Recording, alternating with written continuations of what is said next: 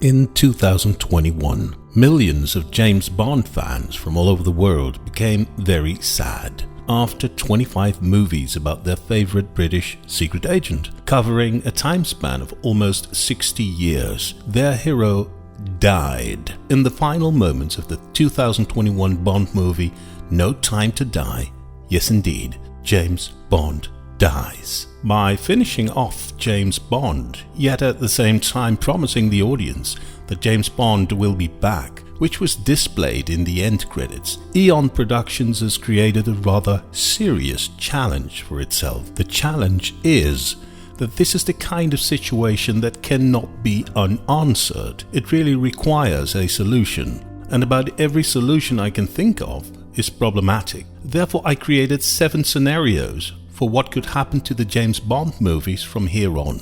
Let's go. Scenario 1. Ignoring everything. Just make a new Bond movie per usual. That, however, is a very problematic scenario because it would mean that the dramatic finale of the Daniel Craig era would totally lose its meaning. It means that millions of Bond fans from all over the world have been mourning for over a year now for no reason whatsoever. It would mean that whatever happens in a Bond movie, the next movie can totally overwrite that, taking away any form of suspense and excitement. So, not a good idea. Scenario 2 would be that Bond somehow survived the bombardment at the end of No Time to Die. That would be equally problematic because the end of No Time to Die rather explicitly suggested that James Bond is dead. Well, we didn't see his dead body, but we saw him being hit by a cruise missile. What more evidence do you need that he is dead? And Bond being dead was a very shocking disappointment for millions of fans. If it turns out that,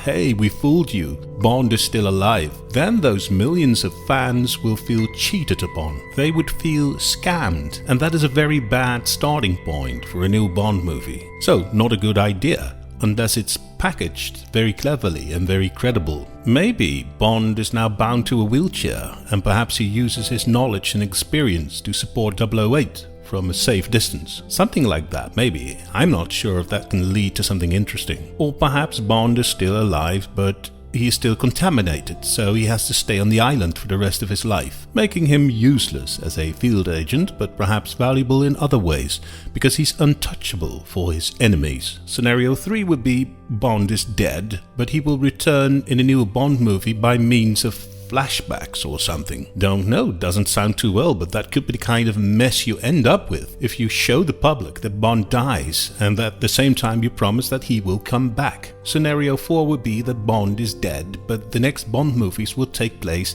before the events of No Time to Die. That could be an interesting take, because then we could perhaps see more origin stories and perhaps Cold War situations. The problem with that scenario is that no Bond movie in the future can cover a time frame after the year 2021. Scenario 5 is maybe a silly one.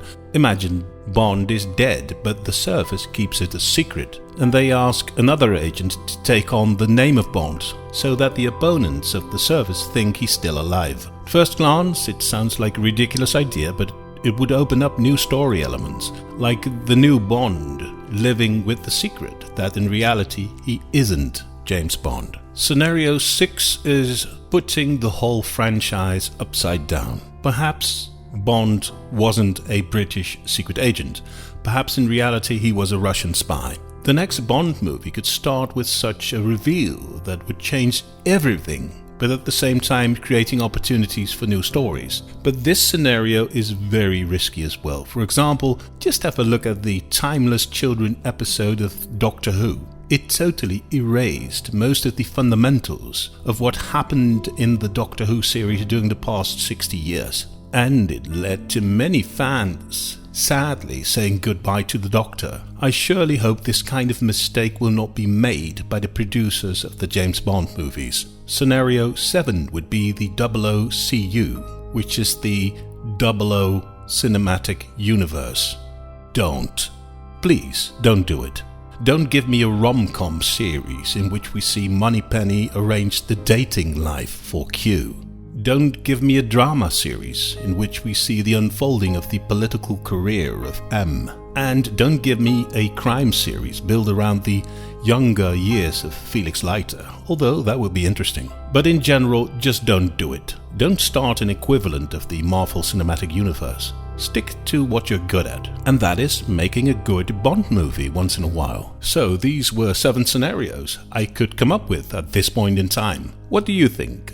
Are any of these scenarios viable? Or do you have other scenarios in mind yourself? Please let us know in the comments. Thanks for watching. See you at the next video.